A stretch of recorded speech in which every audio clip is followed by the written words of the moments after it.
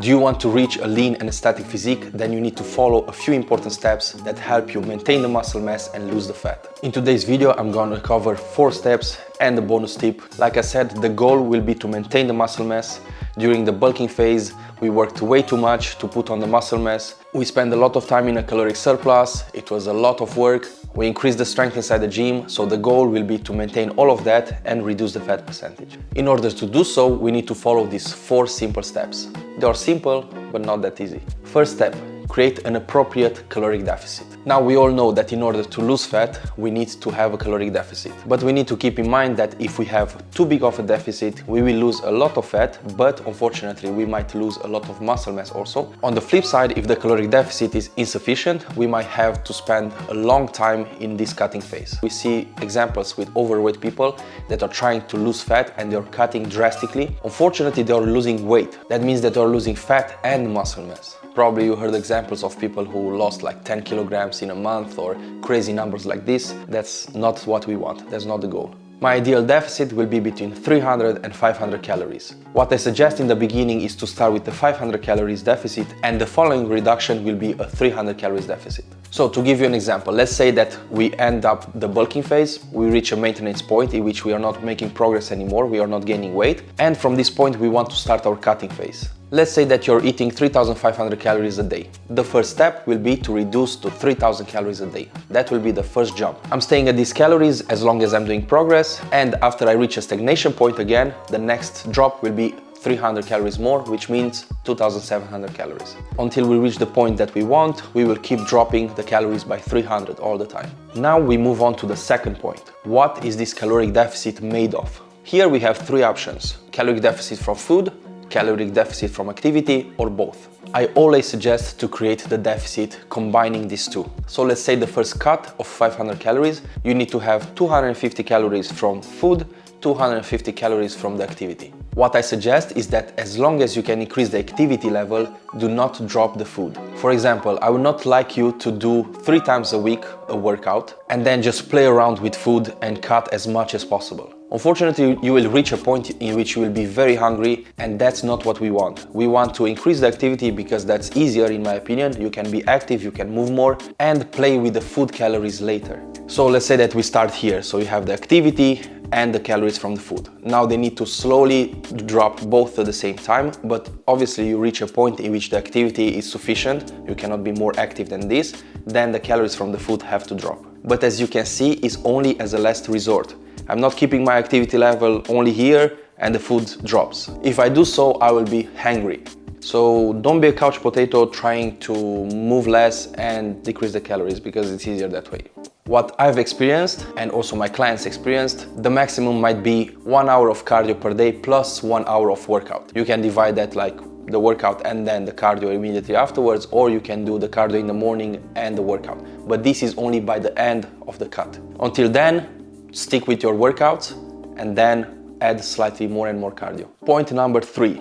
Macronutrients breakdown. We talked a lot about the calories. Now we need to see where those calories are coming from. So, as the previous example, let's say that we are 3,500 calories a day in the end of the bulking phase. Let's say that we have a 2.2 grams per kilogram protein, which is 1 gram per pound. I suggest to keep the protein at the same level. Do not drop the protein. We need them to help us maintaining the muscle mass. Fats, usually I advise to keep them maximum at 1 gram per kilogram.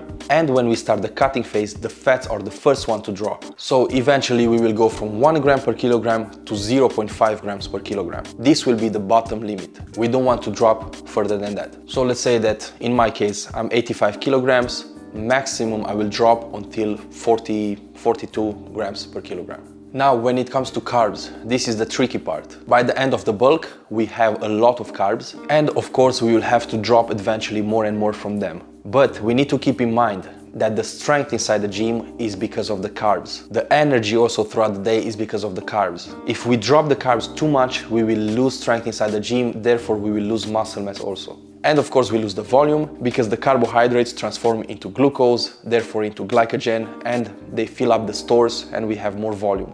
This is why I'm saying that it's much better to increase the activity level, to do more cardio and decrease the food less. We don't want to go low carb and be sucked up and no volume and skinny with no strength. We want to preserve the strength, we want to preserve the muscle mass, and ideal is to preserve the weights inside the gym. So this leads us to the fourth step, maintaining the strength. Now a very crucial point is here. Many times I see people that are doing this mistake and they're like, okay, I'm going to the cutting phase, I need to do higher volume, a lot of reps. Well, if you go into the cutting phase with this mentality, for sure you will lose strength. When I'm going with my clients into this cutting phase, I tell them you will not lose strength. You will maintain the same weights, we will do the same workouts, we just drop a little bit the calories from the food and we introduce cardio. So this is how you have to think about it. Think about that you will be able to maintain the strength, you will be able to maintain the muscle mass. I do believe in the placebo effect, and I'm pretty sure that if you tell yourself that you're going to maintain your muscle mass and your strength, you will do that.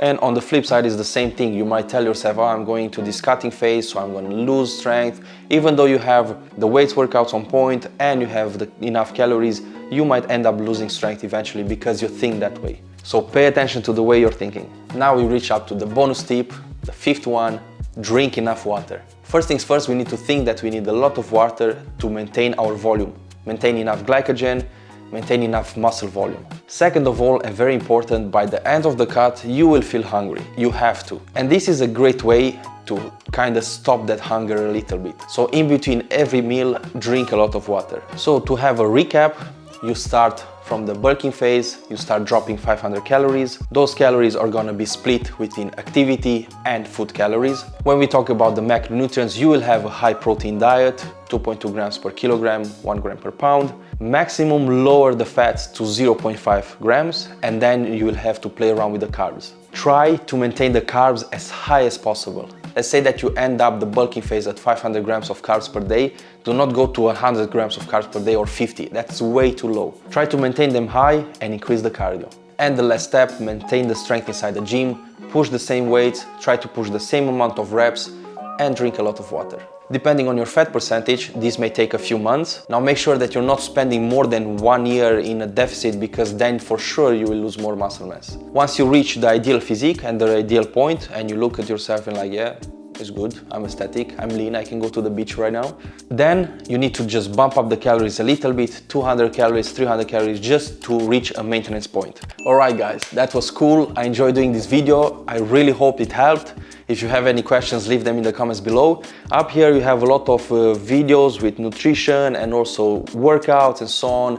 You can check my mini cut, I did it in 3 weeks, so see those results. Thanks again for watching guys, and see you next time. Ciao.